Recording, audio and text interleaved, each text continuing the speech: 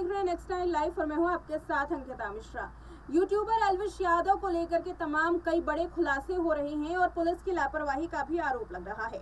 Police ने जांच में लापरवाही की, जिसका अंजाम ये हुआ कि कोबरा से लेकर के सांपों के जहर को इस तरीके से बांटा जाता था, इस तरीके से अलग अलग जगहों पर पहुंचाया जाता था कि इसकी किसी को भी भनक नहीं लगी। सालों साल तक ये काम चलता था और नोएडा में रेव पार्टी का आयोजन भी किया जाता था, जिसमें तमाम विदेशी लड़कियों को भी बुलाया जाता था और साथ ही तमाम वो चीजें होती थी जो देश में इलीगल है। और इसमें अगर नाम आ जाता है एल्विश यादव का तो ये केस और भी ज्यादा हाई प्रोफाइल बन जाता है। दरअसल राहुल नाम के एक सपेरे ने एल्विश यादव का नाम लिया, जिसके बाद जो जांच एजेंसियां हैं वो एक के बाद एक इस पूरे मामले में जुट चुकी हैं। खबर ये सामने आई कि एल्विश यादव फरार हो चुके हैं। वहीं दूसरी तरफ देखा गया कि एल्विश यादव बिग बॉस 17 के सेट पर पहुंचते हैं, लेकिन उसके बाद एल्विश यादव क्यों नोएडा पुलिस के सामने नहीं जाते, बड़ा सवाल है। क्योंकि एल्विश यादव ने साफ इंस्टाग्राम पर एक वीडियो जारी करके कहा था कि अगर मेरे खिलाफ एक भी सबूत मिलता है तो मैं पुलिस का सहयोग करने के लिए पूरी तरीके से तैयार हूँ। लेकिन इस बीच में एल्विश यादव को नोएडा पुलिस ढूंढ रही है, उनसे बातचीत करना चाहती है, कुछ सवाल करना चाहती है, लेकिन एल्विश यादव इसी बीच में गायब है। क्यों एल्विश यादव सामने आकर के अपनी बातों को नहीं रखते, क्यों पुलिस में बयान नहीं देते, ये बड़ा सवाल है। क्योंकि पुलिस अब लगातार ढूंढ रही है। देखना यह है कि आगे एल्विश यादव पर क्या कुछ कार्रवाई होती है, क्या एल्विश यादव अपना मन बदलते हैं या फिर वो इसी तरीके से छुपते छुपाते रहेंगे और जो चीजें हैं वो सामने पूरी तरीके से निकल करके नहीं आ पाएंगी। फिलहाल ये रिपोर्ट देखिए जिसमें एल्विश यादव के केस की पूरी अपडेट आपके सामने पेश की गई है। एल्विश यादव का मामला एक के बाद एक कई खुलासों के साथ आगे बढ़ रहा है। आपको बता दें कि एल्विश यादव के केस में कई खुलासे हुए हैं। पुलिस फिलहाल इस पूरे मामले की जांच कर रही है। बिग बॉस ओटीटी विजेता और यूट्यूबर एल्विश यादव की परेशानी खत्म होने का नाम नहीं ले रही। मेनका गांधी के एनजीओ द्वारा लगाए गए आरोप के बाद नोएडा पुलिस ने उनके खिलाफ एफआईआर दर्ज कराई। पुलिस ने उनके खिलाफ सांप के जहर का इस्तेमाल करने का आरोप लगाया। जब से एल्विश यादव पर आरोप लगे हैं, एल्विश यादव तब से फरार चल रहे हैं। वहीं पुलिस उनको पकड़ने की कोशिश कर रही है। इस बहस के दौरान महाराष्ट्र की ओर से भी एक बड़ा खुलासा किया गया है। दरअसल महाराष्ट्र में नेता प्रतिपक्ष और कांग्रेस विधायक विजय ने आरोप लगाया कि एल्विश यादव मुंबई में छुपा हुआ है और राज्य की सरकार एल्विश की मदद कर रही है।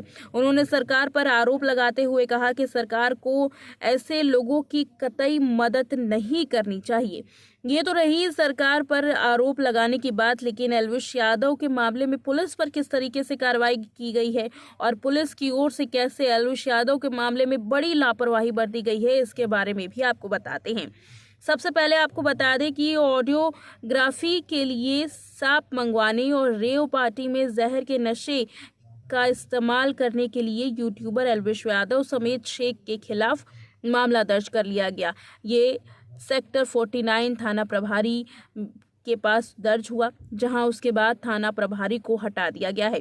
थाना प्रभारी को पुलिस लाइन में भेज दिया गया है। पुलिस अधिकारियों ने कई कार्रवाई की और साथ ही थाना प्रभारी को हटाने के पीछे यहां अपराध नियंत्रण में नाकामयाबी वजह बताई गई है। हालांकि वजह ये मानी जा रही है कि एल्विश यादव के केस में बड़ी लापरवाही हुई है, जिस वजह से थाना प्रभारी को हटा दिया गया है। अब क्यों लापरवाही हुई, इस बारे में भी जिक्र करेंगे और आखिर ये लापरवाही कहां तक जा रही है, इसके बारे में भी बताएंगे।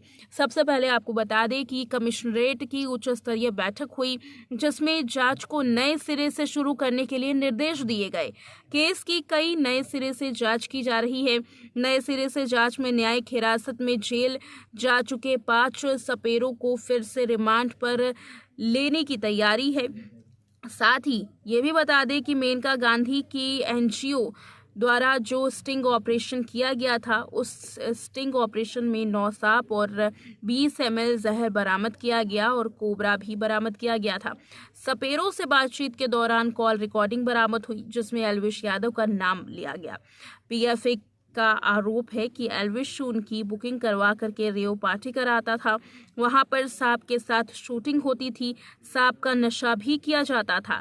सपेरों से बुकिंग की बातचीत के दौरान पीएफए को ये कॉल रिकॉर्डिंग मिली। ये कॉल रिकॉर्डिंग पीएफए ने पुलिस को सौंप दी है। पुलिस फिलहाल इस कॉल रिकॉर्डिंग की जांच कर रही है और साथ ही एल्विश पर जो आरोप लगाए गए हैं उस पर भी कार्रवाई की जा रही है। साथ ही बता दें, कॉल रिकॉर्डिंग को जांच के लिए लैब में भी भेजा जा चुका है। आखिर इस कॉल रिकॉर्डिंग में क्या है, इसके बारे में भी खुलासा कर लेना बेहद जरूरी है। दरअसल इस कॉल रिकॉर्डिंग में एक शख्स एल्विश यादव का नाम लेता है। ये शख्स सपेरों की बुकिंग ऑन कॉल किया करता था।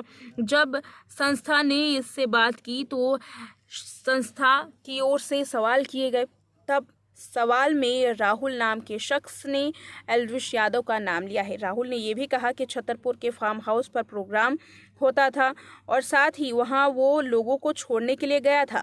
वो किसी विदेशी की पार्टी थी जहां सभी विदेशी थे। बर्थडे पार्टी मनाई जा रही थी। साथ ही राहुल कहता है कि प्रोग्राम को छोड़ करके वो वापस आ गया था और कोई वीडियो उसने नहीं बनाई। इस बातचीत के दौरान राहुल ने यह भी बताया कि ये प्रोग्राम पिछले 15 साल से करवाया जा रहा है, जहां राहुल के पास कोबरा सांप खुद थे। अब इस कॉल रिकॉर्डिंग की चर्चाएं काफ़ी हो रही हैं। राहुल का कहना है कि एल्विश उसे शूटिंग के लिए नोएडा स्टूडियो में भी बुलाया करता था। अब इस पूरे मामले में आखिर लापरवाही कहां बरती गई, इसके बारे में भी जिक्र कर लेना ज़रूरी है। दरअसल हाई प्रोफाइल और चौंकाने वाला ये पूरा मामला है, जिसमें नोएडा पुलिस की नाकामयाबी साफ तौर पर नजर आ रही है। सपेरों को पकड़ने के बाद पुलिस ने उनसे पूछताछ की, लेकिन उस पूछताछ से जांच आगे नहीं बढ़ी। साथ ही पिछले शनिवार को एल्विश को कोटा में पुलिस ने रोका था। कोटा पुलिस ने संपर्क किया तो नोएडा पुलिस ने ये कह करके इस पूरे मामले को टाल दिया कि एल्विश यादव वांटेड नहीं है, जबकि एल्विश यादव की पुलिस पड़ताल कर रही है और एल्विश यादव को फरार भी बताया है।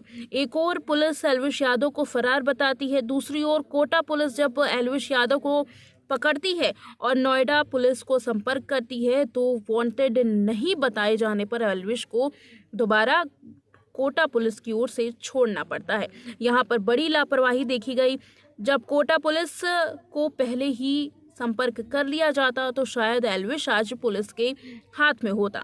साथ ही आपको बताते चले कि इस पूरे मामले में थाना प्रभारी को हटा दिया गया, लेकिन अभी तक नए थाने प्रभारी की तैनाती नहीं की गई है। ये भी एक बड़ा आरोप है।